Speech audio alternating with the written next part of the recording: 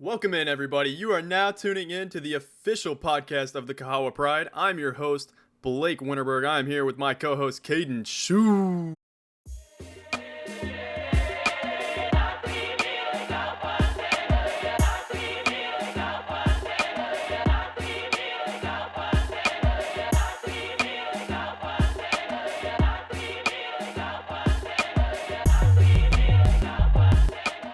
Welcome in, everybody. It's great to be here. It's great to be alongside my co-host, Blake. And yeah, let's just go ahead and dive into this. This is a brand new podcast on behalf of Kahawa Pride FC and kind of the movement as a whole. A bit about why we're here. I mean, I think this story has touched a lot of us. We're all deeply passionate in the project and at times inspired. So we just wanted to be part of this project and get hands-on and try and see if we can contribute moving forward. So today we'll talk about the recent match with takeaways and thoughts. We'll also talk about the few upcoming matches that we have. And then we'll talk about some recent developments off the field regarding some whether it's inside the clubhouse or it's around the community, some recent developments on that end. And then we will wrap it up, short and sweet here. So let's just go ahead and dive in. Kahawa recently played Mentors FC, where they saw a 3-0 defeat at the hands of the top of the table side in Mentors FC. There were a lot of changes on Kahawa's side, including a new formation, as well as Munyao back at goalkeeper. And we have a lot of thoughts surrounding this. There's been a lot of criticism, especially in the most recent YouTube videos comments. The YouTube comments are ruthless, man. They are ruthless. They're bad. And we'll definitely dive into that here in a second. But Blake, do you want to just go ahead and explain to us, maybe some takeaways from the game, what happened, what do you see on your end? Yeah, so I think for me personally, and I think for a lot of people who watch this game, one of the most important things, or like one of the things that stood out the most, was just the back line seems to just be playing with the ball too much, especially against these top sides. We just can't afford to have turnovers in the back line, and we had, I think, at least 2 in this game that led to goals or very, very good shot attempts, and that was just in what we see in the footage, in between games, like actually watching the entirety of it. I'm sure that there's more. We've seen it in the past weeks. This isn't just something that occurred from switching to that 3-back as opposed to the 4-back. When we had the 4-back, we still saw this back line kind of just dancing with it a little bit, and just 100%. Being too cute is what we like to call it, just doing a little too much and not just moving the ball up the field. Yeah, and some of the criticisms from the comment section included, concerns about certain chemistry problems within the team and on the field especially. Do you think that contributed towards maybe some more mistakes? Do you think if we saw, more players on, kind of on the same having the same idea and clicking better together, do you think that maybe we would see less mistakes in the back line? I think there's potential for it. I think that could be an argument, and I think at the end of the day, part of it comes down to coaching, right? And I think that's been another big concern of the community is the way that the game's being coached, and maybe that's where this issue needs to be addressed, is why are we continuing to make these same mistakes over and over and over again without correction? Yeah. And I think that's probably, 100%. like I said, where a lot of that frustration boils from, right? Yeah, 100%. I don't think, as we sit here today on Wednesday, Kahawa's currly in 16th place. Is that correct? 15th place. Yeah. 15th place with 7 points on the year. Now, they are in current appeal process for, I believe, 6 points. The 6-point penalty. Yep. They also had a few games get postponed. So we will be seeing some more opportunities to gain some points on some of the clubs that are higher up in the table. But I think I mean, we can't ignore the fact that only one team gets out of the fifth tier. This fifth tier in Kenya. Without a So doubt. It is, again, it's ruthless. I find myself saying that word a lot.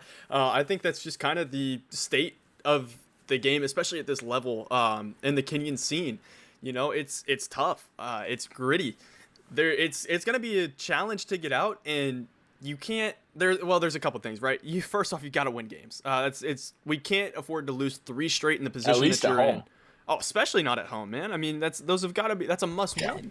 Um, 100%. but more than that, even you gotta find a way to put the ball in the net. This is now 3 straight weeks we haven't even seen a ball go through. Yeah, that's so.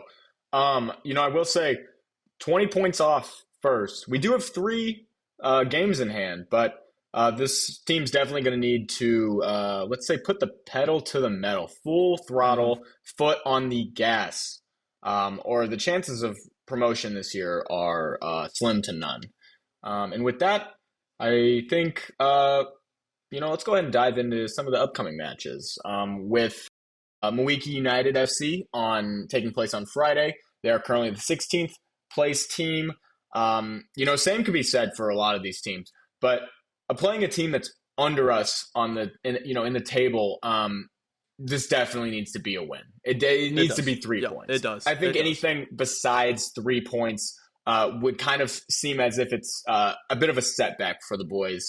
And then on Sunday, we will see Kahawa take on the second place team in Fortune Kinderen FC, which most definitely will test the boys for sure. We already talked about the previous match, but they played the first place team within 3 goals.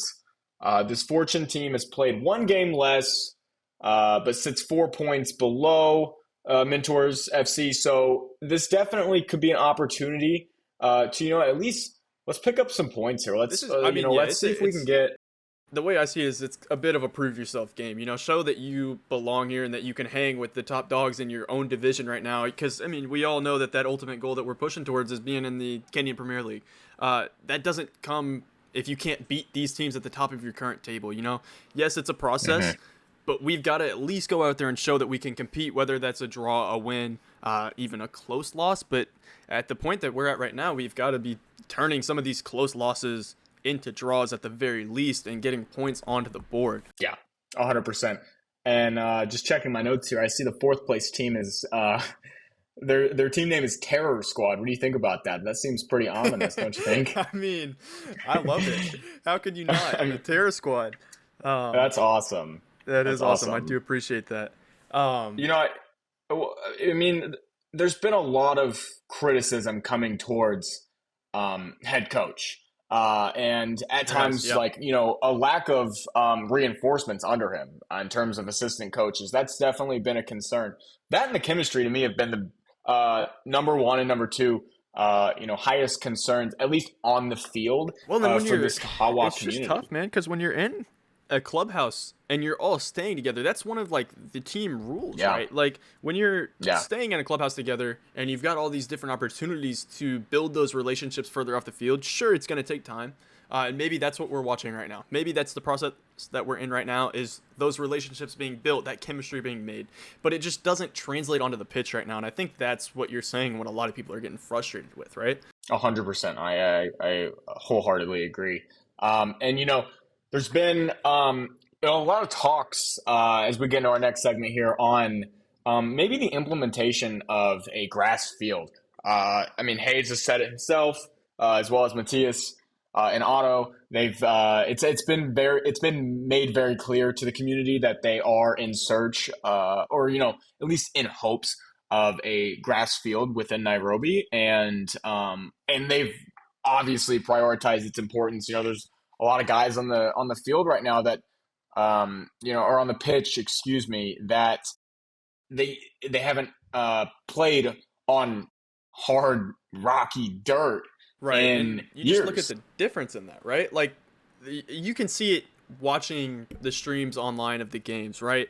The balls or the bounces that the ball can take that Yeah. alone can change a game. Unpredictable. I mean, yeah, like you hit a rock and that thing's going the entire other way. That's goal different. Like that's Yeah, game changing, man. it's skipping a hop, and it's a skip and a hop. And I think we've seen multiple players, at least on the wing, get a long ball over the top, and they just can't control it because of the unpredictable nature of the dirt. It's like when you hit a dead spot and you're dribbling a basketball, yeah, it's just really messes you up. It's just it's unpredictable, and I think that the field that you play on or the surface that you play on in any sport changes the game in a variety of ways, and especially when you've got guys who are accustomed to playing on the grass pitch. Like when we bring down some of these guys, and everybody wants to talk about signings, right? That's another huge thing in the community right now. Everybody wants to talk about signing new players, signing new guys, bringing better players down, paying for players, whatever. Regardless, you've got to remember that it's a different pitch they're playing on. A lot of these guys that we've brought down are coming from the higher up leagues. They're accustomed to playing on grass. It's a kind of like you said. It's just like a reset. It's different. Playing on the dirt pitch, they probably haven't played on it in years, maybe since they were little. It's just a huge switch up. Yeah, you can see it. It definitely catches players out. And I mean, what are the potential benefits of a grass field? I mean, does that solidify that Kahawa, really, does that set the standard that they should win every game at home? I mean, if that's not already the standard, does that solidify? When you look at the fifth division, I think it absolutely has to be the standard. If you are going to be putting in the effort and the money into having a grass pitch and ensuring that you have that for each of your home games, every home game has to be a win. You have a guaranteed home field advantage that almost no other team has at the fifth tier in the Kenyan soccer league, right? It's just something that you have to win games at that point, and especially at 100%. Home. I think the team is definitely in dire need of a little pick me up, a little something to look forward to. So, is the grass field a realistic goal for the next couple of months? I'm not too sure. I think it needs to be. It definitely does need to be. I know Otto and Matthias have talked about that there's not a whole lot of access to grass fields, or direct access in Nairobi. So definitely stay tuned on that, and we'll definitely update you on any important developments that we get on that front. Caden, you were talking about the chemistry side of things. Team bus. That's another thing that's been in talks, right? Yeah. Both of us have been athletes. We know the benefits of a team bus. Everybody wants to talk about chemistry. Drill into that, man. Come on. Oh, man. If they could, I think you're referring to when I believe it was Matthias who said that they, or maybe it was Hayes that said, that they're, at least in a preliminary stage, looking at maybe acquiring their own bus for all three teams, Mapogo and the Lionesses as well. Right. There are a lot of benefits to having your own bus, but forget the logistics. Put that aside. There are a lot of benefits in terms of improving chemistry, just like you mentioned. I mean, think about a win on the road with Kahawa. And think about that experience on the bus home. And I know, home. Come on. I understand that they do indeed, travel with buses, but just for it to be your own bus, maybe a Kahawa themed bus. I mean, the opportunities are limitless here. And just for Kahawa to really put their stamp on their own bus, I think that would be an awesome development. Let's get Simba in there too, man. Simba! Yeah, we didn't even talk about the new mascot in town. Man. Let's get Simba on the bus. What an adorable little mascot. I don't know if it's, the most aggressive looking or, scary mascot, but my gosh, the players sure seem to, love the girls. Even I think we even saw Simba maybe stamp her paw print on the collar of a Kahawa jersey. Is that right? It did happen. I don't know. Simba... I'm going to hope that Simba wasn't harmed in the stamping of that jersey. I think we did hear a bit of a squeal, maybe. Maybe a little bit. She's a tough girl, though. That's an awesome she is. Story. She'll be all right. It builds character. No, if the story doesn't already have character, man. I mean, what I can't remember what the story. They found her in the, was it like in a In the shed or bushes, something? It right? was out In the in the bushes. bushes. I I don't remember, mean, something like what that. a story. That's Yeah. awesome. Was it Otto that found that? I can't That, remember. that beats me, but yeah, what a story to bring Simba in as the new mascot. And you know, back to the bus for a second. All right, just think about coming home, some Domino's pizza for the boys after a Hell yeah. win. Come on, man. Hell yeah. That was. I mean, you got me amped up just sitting here. I mean, a Domino's pizza on the bus, man. I don't know if they have Domino's in Kenya, but they Yeah, I don't sure know. Do we have probably any have Pizza Domino's Hut. in Nairobi? I don't know. Yeah, Pizza Hut, yeah, can we get sure. an Some update on pizza. that? Anyway, some pizza, man. Some Yeah, just pizza some post pizza. game. Oh, I would say that the team bus might need some proper facilities to handle, a full team, especially on a longer trip, ingesting that much pizza. Yeah, I think we talked about Simba really stamping his print in the collar of a Kahawa jersey. I believe that was actually a gift to an American university that paid Kahawa a visit just, I believe, last week. Um, Mm-hmm. this isn't, we were debating really even mentioning this in the podcast, but I do really think it's important. I mean, just to see even a predominant university such as Lehigh in America, show some interest in the project. A graduate Right. course, a graduate business course that's focusing on, you know, kind of the global South and international issues. I really do think that that's important, and Right. just seeing them come to town. I mean, that's awesome, man. It's awesome, and Genuinely. more as awesome as it is for us to sit back and see this happen. I think it's also got to be pretty eye opening for the players over there just to see the impact that the boys have had. Right, like this is a project that has started so small and has reached so many people. You have highly accredited universities coming to do like field research on you essentially, right? It's That's just awesome. it's so cool to see. Like I mean, it reached us. It's reached so many other people, and that's kind of like why we are where we are right now, um, and as well as kind of just like the entire road to the Kenyan Premier League, right? Yeah, 100%. And I mean, it's reached a lot of us in the U.S. I sit down in some of my classes and overhear people talking about the project, or I have before. So just to see the international pull of this project is really inspiring, really encouraging. And I respect the efforts of Matthias and some of the other folks involved, kind of on the back end of things. I know they mentioned that it got as bad as they were dipping into their own savings just to keep the club afloat. And just what was it? Just a year, or maybe 2 years ago, they didn't have enough money to afford soccer balls. Yeah, So to just see where just they are crazy. now. I mean, now we have a full gym and a clubhouse. All the players are living together. I mean, Hmm. they have a PS5 and a pool table, which the pool table has gone. It's Hey, been we under see some the heavy comments, criticism. man. We see the comments. Everybody wants the pool table and the PS5 gone and unplugged, man. I think it's a bit extreme. I think it's a bit I'm sure extreme that I'm sure that there are some rules regarding the pool table and the PS5, for but sure. nonetheless, the comments are definitely, uh, funny, and I don't think the authenticity of the comments are, you know, I don't think that they're ill intent. There's no ill intent on their end, but they are quite funny, Yeah, it and is.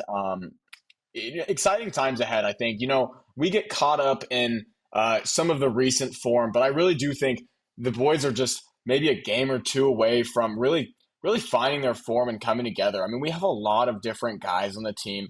I mean, largest what is it? The largest open tryouts or public facing open tryouts in Kenyan Yeah. history. Is Mm-hmm. that right? I mean, Yeah. Yeah, we have that's like a correct. lot of. Just I mean, I mean, it just again speaks so much volume onto how big this project has gotten and how influential it has been, man. It's just super cool to see play out, and just to think how much talent you're gonna have coming through this program, right? Like there's just gonna be so many opportunities for growth as a team and for individual players as well. It's just gonna be really yeah, cool to see, 100%. man. And I think, I mean, I really appreciate their prioritization of, the grassroots ball and the grassroots community and kind of that development. They could go out and they could pay a heavy sum of money to Absolutely. infiltrate the team with stars Absolutely. from that don't belong in the fifth tier, and they could rise their way up with just pure money and popularity, right? But Right. we've seen Right. them approach it differently. They brought in, for example, they brought in Waniki by offering his mother a job as Yeah. or on. Super cool. Yeah. Super cool story there too. Um, Yeah, I think them acquiring players through different means. I mean, that's not something that I've seen within a soccer program before. Right, So right. just Especially to, one trying to push so heavily for promotion, right? Like a team that mhm, is actively trying to move towards that, ultimate goal of getting promoted all the way to the top league. You just don't see that a lot, right? Like I think of a lot of teams and managers were in this position that Kahawa finds themselves in that there's a very good chance that they're just going to buy their way through, right? Because they can, 100%. right? Just because they can. And we have to. I mean, as former athletes, we have to understand that the boys are going through a lot of pressure right now. I mean, For think sure. about all of the eyes that are watching. I mean, this For sure. has to be the most eyes, probably even in the fourth, third, maybe the second tier of Kenyan soccer. This has to be Definitely, man. some of the most viewership that we've seen in Kenyan history, honestly. So at least in the grassroots level, right? Right. And these It guys are is a young. yeah. This is a ton of pressure on young guys, man. Just to have, I mean, you got to think about it this way: hundreds of thousands of people watching you at the end of the day, whether it be through the YouTube, the TikTok, through whatever social media route. It's a lot of eyes on you. But Shuey, you know what I say about pressure. Mhm. Pressure's a privilege. It That's is what they that it say. is. That's what they That say in is the what they say. States. Um, I mean, exciting times ahead, man. There's a lot. There's a lot to look forward to. I mean, look at the long-term development. They've prioritized that. The gym. That's not going to get you wins in the interim. It's a long-term investment, it and is. I hope the community stays involved as they are now, and stays as engaged as they are now. I really have a lot of hope for this project, and I think it's exciting times ahead for sure. Yeah, I completely agree, man. I think that it's only up from here. We've hit a little bit of a dry spell, but I don't think that that means that that's gonna stay. You got it, like we mentioned, you got a big opportunity coming up. Two games this weekend, one on Friday, one on Sunday. Yeah, quick turnaround, Chance mind to you. pick up some points. It is a quick turnaround. That can be tough sometimes, but I think that you get the quote unquote easier of the two first, right? Like Yeah, just go take care you of do. business Friday, then go into Sunday as fresh as you can and go get the job done, man. That's all you can ask. Go get the job done, baby. Words can't explain it better than that. And with that, we thank you for stopping by to listen to our first podcast. Definitely keep on the lookout for the next episode. We're really excited to be involved in the project. And thank you for watching.